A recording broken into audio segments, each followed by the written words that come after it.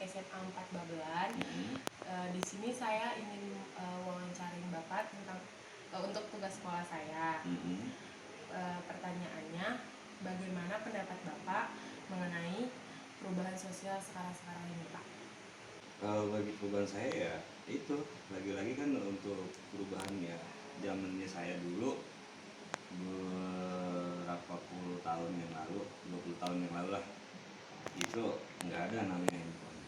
Setiap orang terus pulang sekolah itu pasti mainnya itu zaman jadi saya ya, itu kayak main karet, main bola atau main yang lain yang jenisnya itu olahraga fisik. Jadi anak muda sekarang itu setiap pulang sekolah pasti main game.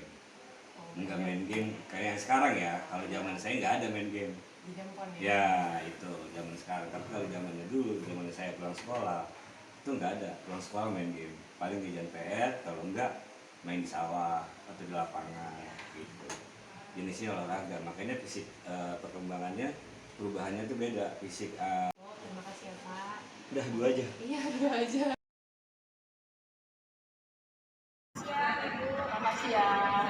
Dari sekolah SMA Negeri 4 Babelan, ingin izin mengenai pertanyaannya adalah bagaimana pendapat Ibu mengenai perubahan sosial sekarang?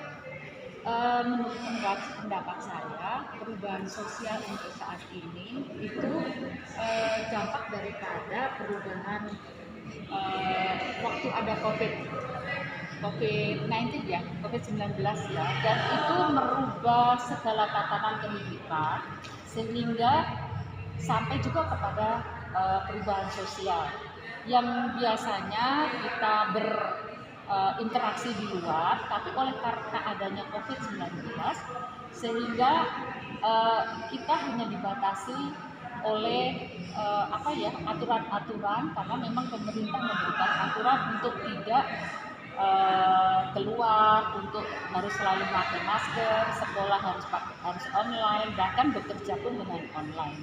Nah, dampak daripada itu untuk menyesuaikan saat ini, saat yang sudah tidak ada COVID lagi, itu perlu waktu.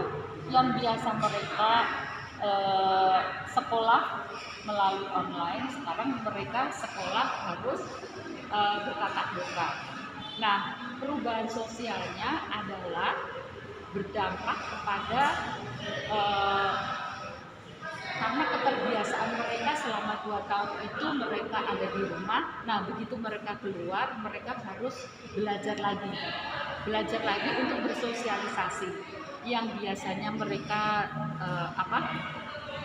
biasa hanya di sekitar rumah saja. Nah, sekarang mereka harus keluar dari rumah, mereka harus sekolah, mereka harus bertemu dengan teman-teman. Nah, memulai awal daripada itu perlu waktu juga.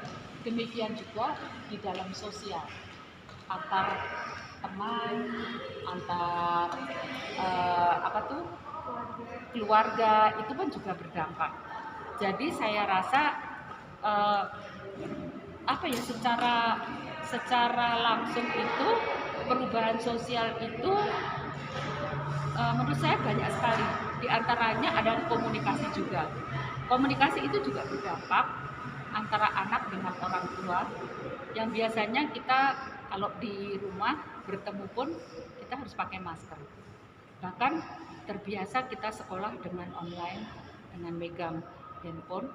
Nah, sekarang ini karena keterbiasaan itu, jadi komunikasi antara anak dan orang tua di dalam rumah pun, antara kakak dengan adik di rumah pun pasti juga akan berdampak. Terbiasa pegang handphone, jadi apa-apa pakai WA. Mah, aku boleh ini enggak? Pah, aku boleh ini enggak? Kak, aku mau ini. Mah, aku izin ya mau ini. Padahal orang tuanya ada di rumah.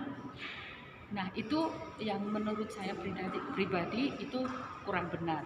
Jadi itu harus dirubah. Perubahan sosial di internal keluarga. Nah, kalau perubahan sosial di luar, mungkin antar teman itu juga begitu. Yang biasa sebelum COVID kita biasa ketemu, kita biasa ngobrol bareng, tanpa harus pakai handphone. Tapi karena COVID kemarin kita dibiasakan dengan handphone, komunikasinya dengan handphone. Nah, sekarang itu harus sudah mulai dirubah. Kita harus sering bertatap muka dengan teman, dengan komunikasi yang baik, dengan orang tua pun juga seperti itu. Itu hal yang kecil ya, kita nggak usah bicara mengenai hal yang terlalu besar. Di lingkungan sekolah, di lingkungan keluarga, saya rasa saran saya sih tolong dikurangi kita komunikasi dengan handphone. Walaupun di handphone itu segala sesuatunya ada, tetapi dengan tatap muka, dengan bicara langsung dengan orang tua, dengan kakak, dengan adik, itu akan lebih baik. Dengan guru, dengan teman, tidak perlu harus pakai handphone. Saya rasa itu sudah cukup. Ada lagi dampak yang terjadi yang dirasakan dari perubahan oleh ibu sendiri apa? Saya sendiri mengalami, karena anak-anak saya kebetulan sudah dewasa, mereka sudah bekerja. Waktu COVID juga mereka kan bekerja di rumah ya. Itu memang terasa sekali, mereka bekerja dari kamar mereka masing-masing. Pada saat jam makan siang mereka baru turun makan. Nanti setelah jam makan siang mereka harus kembali lagi.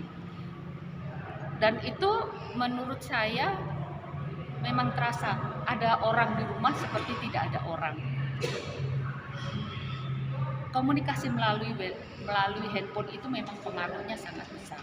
Jadi saya juga menyarankan kepada anak-anak yang sudah dewasa pun, biasakan kalau bicara dengan orang tua, pesan dengan orang tua jangan hanya melalui handphone, tetapi langsung bicara dengan orang tua. Itu dampak yang saya rasakan sebagai orang tua. Jadi komunikasi itu lebih baik kita ketemu daripada kita hanya melalui handphone, melalui WhatsApp. Gitu. Saya rasa itu aja. Sudah cukup. Terima kasih atas Sama-sama, semoga bermanfaat ya. Tuhan memberkati.